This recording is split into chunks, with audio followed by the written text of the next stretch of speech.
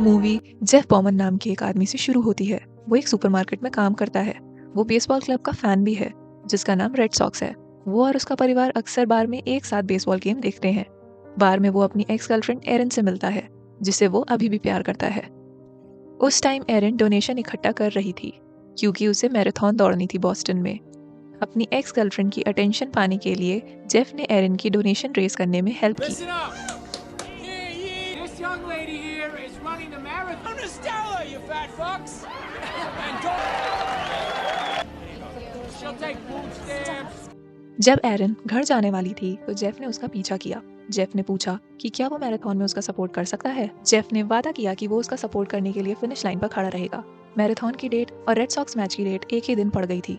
Erin को doubt था कि जेफ आएगा भी कि नहीं, क्योंकि उसकी आदत थी लेट होने की और वादे तोड़ने की।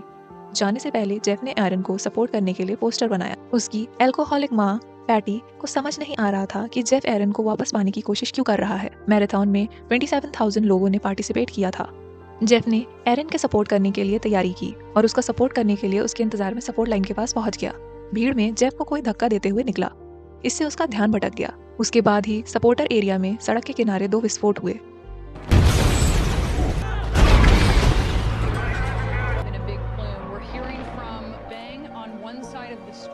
दुख की बात यह थी कि जिनमें से एक जिसकी हालत गंभीर थी वो था जेफ बॉमन। यह विस्फोट उसके पास ही हुआ था और उसने अपने 2 पैर खो दिए। एरिन बच गई थी। उसने तुरंत अपनी फैमिली को कांटेक्ट किया। उस समय उसने टीवी पर जेफ को देखा और उसे न्यूज़ की हेडलाइंस में देखा। पैटी को भी इस इंसिडेंट की इंफॉर्मेशन देने वाला एक कॉल आया। लंबी कहानी को छोटा करते हुए कहानी में जेफ का परिवार हॉस्पिटल में भागते हुए आया। डॉक्टर ने जेफ के माता पिता को बुलाया। डॉक्टर ने समझाया कि जेफ जिंदा है लेकिन उसका बहुत खून बह रहा है और हमें उसके दोनों पैर काटने पड़ेंगे। बम उसके पैरों के नीचे फट गया था और इसने उसके पैरों को आधे से ज्यादा तोड़ दिया था। एरिन अस्पताल में आई और वो पैनिक हो रही थी। वो जेफ की हालत को देखना चाहती थी। डॉक्टर से मिलने के बाद पैटी ने अपने बेटे की हालत देखी।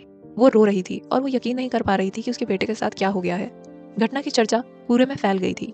न्यूज के मुताबिक बम में गन पाउडर था जिसे एक पॉट में डाला गया था जिसमें नेल, बुलेट्स और लोहे की बॉल्स भरी गई थी ताकि डैमेज को बढ़ाया जा सके। चार्ली, जेफ का मैनेजर, हॉस्पिटल आया लेकिन जेफ के पिता को लगा कि वो एक रिपोर्टर है जो उसका इंटरव्यू लेना चाहता है और वो आया था ताकि उन्हें यह बताए कि जेफ अब भी उनके साथ काम कर सकता है। इसके अलावा वो पूरे हॉस्पिटल बिल को कवर करने के लिए इंश्योरेंस डॉक्यूमेंट देगा।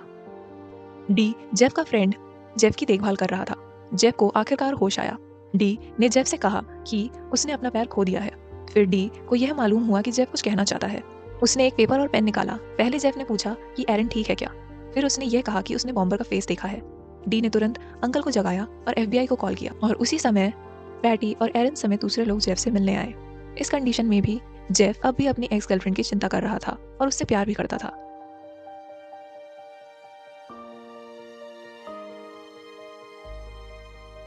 इसके बाद FBI एजेंट्स आए जेफ के डिस्क्रिप्शन के आधार पर बॉम्बर के चेहरे का स्केच बनाने के लिए। कुछ दिन बाद खबर आई कि बॉम्बिंग के 2 दोषी थे जो भाई बहन थे। बड़े भाई को पुलिस ने गोली मार दी, इसलिए जेफ की फैमिली को यह खबर सुन के बहुत अच्छा लगा। इस बीच पैटी और एरिन का रिश्ता कुछ सही नहीं दिख रहा था। पैटी ओपनली दिखाती थी कि वो एरिन को पसंद नहीं करती है, जबकि एरिन तो बहुत दुखी है जेफ के साथ जो कुछ भी हुआ उसको लेके, और उसे समझ नहीं आ रहा था कि वो क्या करे। उसका मन अभी भी उसके भाग्य को लेके बहुत फ्रस्ट्रेटेड था।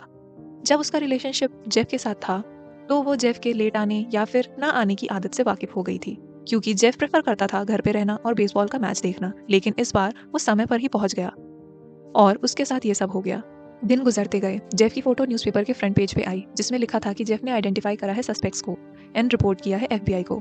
जेफ लोकल हीरो बन गया था उस टाइम। दूसरा सस्पेक्ट भी आखिरकार पकड़ा गया।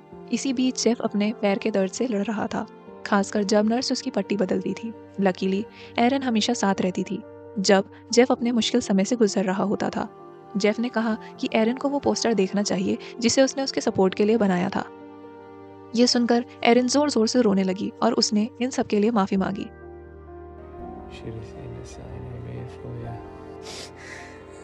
So sorry. 6 हफ्ते बाद जेफ को डिस्चार्ज कर दिया गया हॉस्पिटल से। उसे एक हीरो की तरह इंट्रोड्यूस कराया गया क्योंकि उसने FBI और पुलिस की हेल्प की थी बॉम्बर को पकड़ने में। और तो और रोड पर भी लोगों ने जेफ का स्वागत किया और सपोर्ट किया। बॉस्टन स्ट्रॉन्ग, बॉमन स्ट्रॉन्ग, ये बड़े बड़े बैनर्स पर लिखा गया था। घर पर जेफ का उसके परिवार और उसके करीबी दोस्तों ने स्वागत किया। उन्होंने जेफ को बताया कि अब वो शक्ति का सिंबल है और वर्ल्ड वाइड फेमस हो गया है। घर पे भी जेफ के लिए पैकेजेस रखे हुए थे जो उसको भेजे गए थे। पैटी लोगों को पार्टी करने और बियर पीने के लिए आमंत्रित करती है, जैसे कि उसे इन सब से कोई फर्क नहीं पड़ता है। जेफ ने एरिन से हेल्प करने को कहा बाथरूम तक जाने के लिए, क्योंकि उसने हॉस्पिटल में रहते समय अपने आप को सही से साफ नहीं किया था। जेफ अब भी उन सबको प्रोसेस कर रहा था जो उसके साथ हुआ था।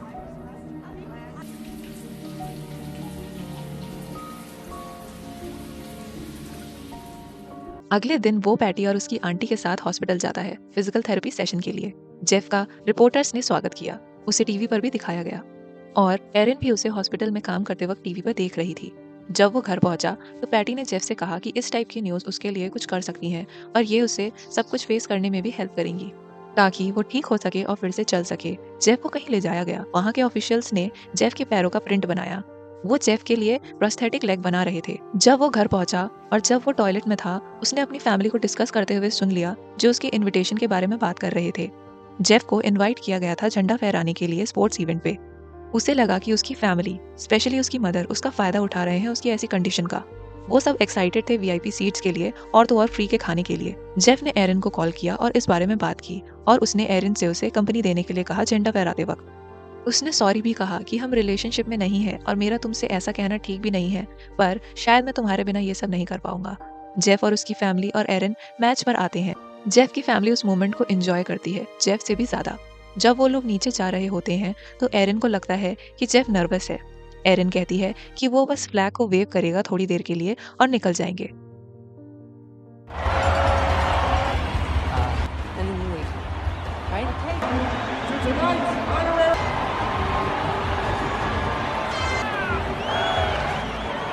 लोगों का सपोर्ट में चिल्लाना और तालियां बजाना पूरे स्टेडियम में गूंज रहा था, पर जेफ को ट्रॉमा महसूस हो रहा था। उसे वो आवाजें ट्रेजेडी वाले दिन की याद दिला रही थी जब बॉम्ब ब्लास्ट हुआ था। लिफ्ट में जब उसे किसी ने नहीं देखा बट एरिन थी वहां पर, जेफ के इमोशंस बाहर आ गए। Go help somebody else! You stay calm! Go help somebody else.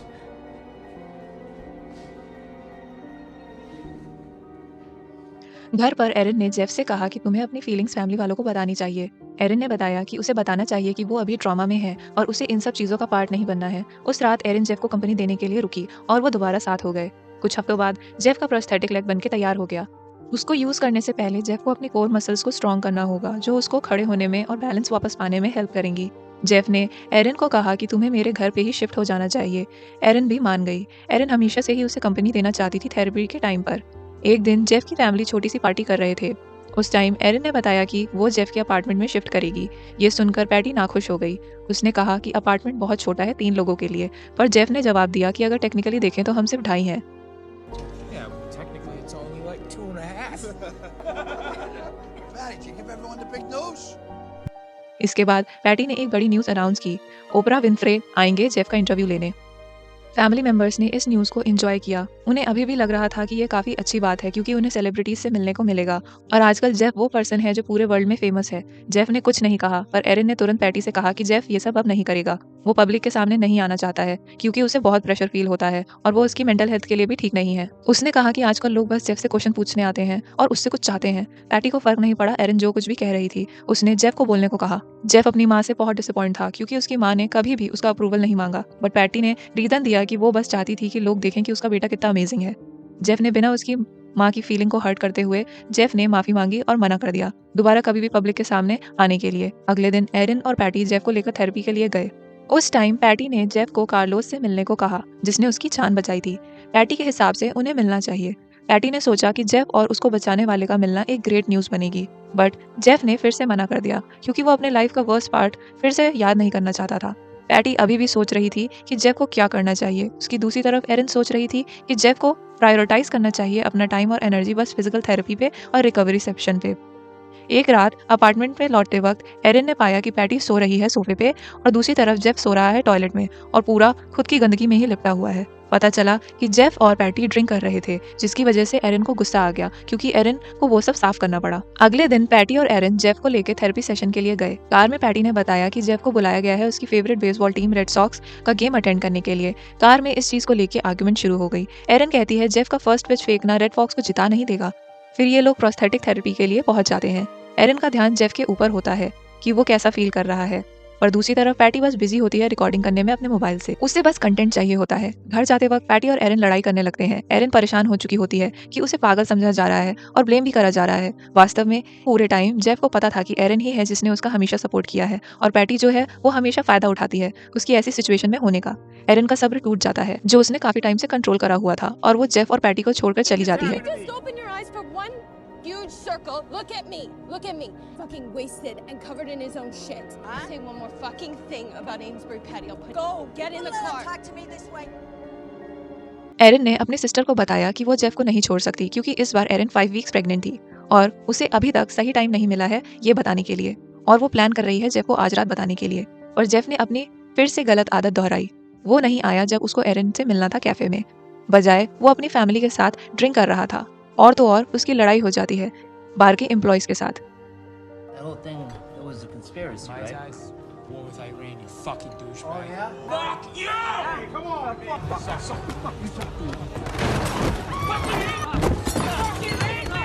Finally Aaron Jeff को कार से लेने आ जाती है। एरन बताती है जेफ को कि वो प्रेग्नेंट है, बट जेफ का रिस्पॉन्स एरन को निराश कर देता है। जेफ अपने आप को इसके लिए तैयार नहीं मानता है। वो कहता है कि वो रेडी नहीं है अभी बच्चे के लिए ऐसी कंडीशन में। उसे लगता है कि वो सब बिगाड़ देगा, तो एरन कहती है जेफ को कि वो सही कह रहा है, वो सब बिगाड़ देगा, इसलिए नहीं कि उसके पैर नहीं है बल्कि उसके बच्चों जैसी हरकतों की वजह से। एरन ने अपनी फैमिली को छोड़ा और काम किया बस जेफ के लिए और एरन बच्चे को अबॉर्ट नहीं करना चाहती थी। जेफ इमोशनल हो गया और एरन को याद दिलाया कि वो उसकी वजह से वहां पर आया था और खड़ा था जब तक उसके साथ ये घटना नहीं हुई थी। जेफ ने दोबारा बोला कि वो ये सब नहीं करना चाहता। ये सुन के एरन उसे अकेला छोड़ के चली जाती है। जेफ को घिसटते हुए अपार्टमेंट में आना पड़ा।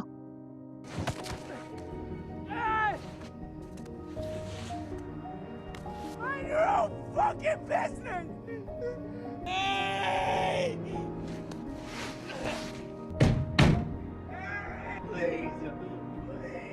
तब तक एरन अपना सामान पैक करने लगी अपने घर वापस जाने के लिए। जेफ ऐसा नहीं है, पर शायद ये सब उसके लिए बहुत जल्दी है। उसकी ऐसी अनस्टेबल मानसिक स्थिति के बीच जब से वो भयानक घटना घटी है, ये सब एक्सेप्ट करना मुश्किल है। एक दिन जेफ मिलता है कार्लोस से जिसने उसकी जान बचाई थी। जेफ हमेशा उससे मिलना अवॉइड करता था। कार्लोस ना ही मैराथन दौड़ने वाला था ना ही सपोर्टर था। वो बाप था जिसने अपने 2 बेटों को खोया था। उसका पहला बेटा सोल्जर था जिसकी डेथ बैटलफील्ड में हुई थी। उसने बताया कि जब सोल्जर्स उसके बेटे को घर लेके आए तो वो इतना ज्यादा फ्रस्ट्रेटेड था कि उसने अपने आप को जलाने की कोशिश की, मगर सोल्जर्स ने उसे बचा लिया उस बचकानी हरकत से और वो फाइनली अपने बेटे का फ्यूनरल देख पाया, जबकि उसके दूसरे बेटे ने सुसाइड की थी क्योंकि उसने अपने भाई को खोया था और वो अपने फादर को ऐसी सिचुएशन में नहीं देख पा रहा था।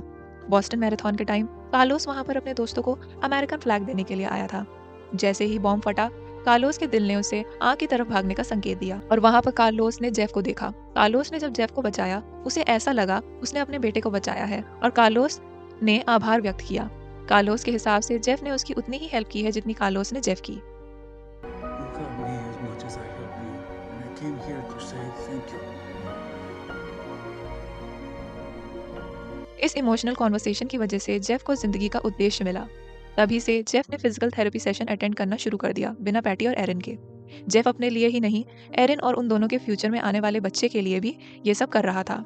जेफ ने एरन को मैसेज करा, उसने माफी मांगी उसके बचकाने बिहेवियर के लिए और उसने कहा कि वो दोबारा खड़े होने की कोशिश करेगा, कि वो दिखा सके पूरी दुनिया को कि वो ठीक है।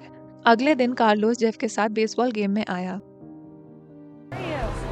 I'm Jackie. How are you, Jackie? Jeff. All right, so we're gonna walk you out, right? All right. Jeff वहां पर था मैच की शुरुआत करने के लिए, जिसके बाद उसकी फेवरेट टीम रेड सॉक्स आएगी। जेफ का स्वागत हुआ हजारों फैंस के द्वारा जो वहां पर थे। जेफ बहुत अच्छा दिख रहा था और घर पे एरन उसको देख पा रही थी कि जेफ में चेंज आया है।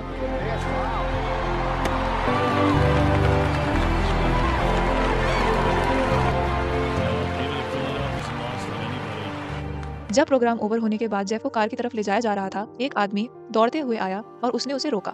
उसने बताया कि उसका छोटा भाई सोल्जर था और वो मारा गया गोली लगने की वजह से। और उसने जब जेफ की फोटो देखी बॉम्बिंग वाली घटना के बाद, उसे अपने भाई का ख्याल आया। वो बताता है कि वो बहुत गुस्सा था जो कुछ भी हुआ उसकी वजह से, मगर जब उसने जेफ को देखा परफॉर्म करते हुए मैदान पर तो उसे अच्छा लगा और उसने इसके लिए जेफ को थैंक यू बोला। उन दोनों ने हाथ मिलाया और गले मिले। You want to shake my hand? Yeah. Okay, right? You're gonna be okay.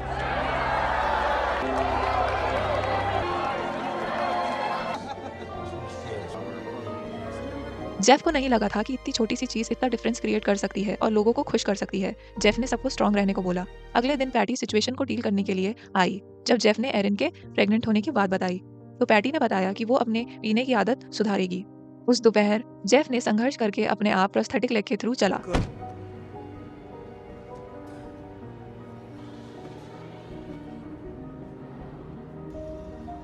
वो एरिन की तरफ चलकर गया जो उसका कैफे में वेट कर रही थी। फाइनली जेफ मैच्योर आदमी की तरह बिहेव कर रहा था जिसने अपनी करंट सिचुएशन को एक्सेप्ट कर लिया था और ये भी ठान लिया था कि वो अब स्ट्रांग रहेगा और एक अच्छा हस्बैंड और फादर बनेगा। जेफ इंस्पिरेशन है हम सब के लिए।